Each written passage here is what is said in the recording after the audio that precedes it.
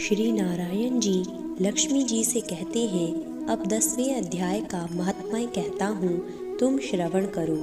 एक समय कैलाश पर्वत पर शिव पार्वती बैठे थे।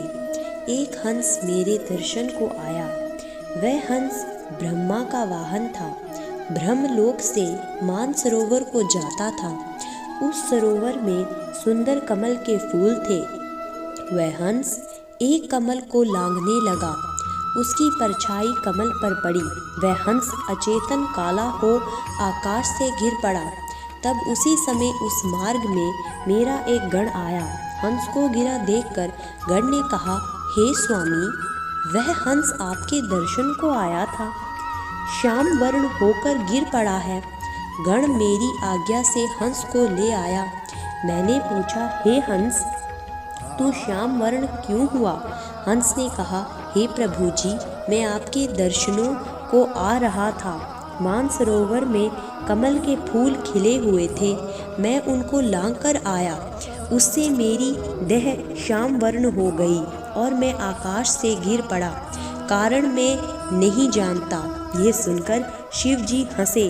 तब आकाशवाणी हुई कि हे शंभू जी, मल्ली से पूछो, वह कहेगी।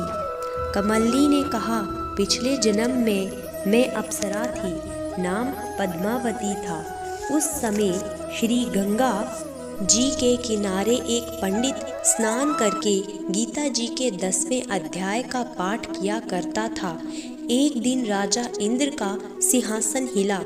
तब इंद्र ने मुझे आज्ञा दी कि तू जाकर उस पंडित की तपस्या भंग कर। आज्ञा पाकर मैं उस विप्र के पास गई। उस विप्र ने मुझे श्राप देकर कहा, हे पापिन, तू कमलनी हो जा। उसी समय मैं कमलनी हो गई। तभी से मैं गीता के 10वें अध्याय का पाठ करती हूँ। उसी से मेरा तेज है कि मुझको लांघने वाला काला होकर अचेत हो जाता है। तब हंस ने कहा कि मेरा ये श्याम वर्ण कैसे श्वेत वर्ण होगा, और तूने इस कमल देह से छूटकर कैसे देव दही पाई? तब कमलनी ने कहा, जब कोई श्री गीता जी के 10वें अध्याय का पाठ सुनावेगा तब उद्धार होगा। तब उस पंडित ने सरोवर में स्नान कर शालिग्राम का पूजन कर 10वें अध्याय का पाठ किया। उसे हंस और कमलनी ने सुना। तब उनका उद्धार तत्काल हुआ। हंस श्वेत हुआ, कमलनी देव कन्या हुई।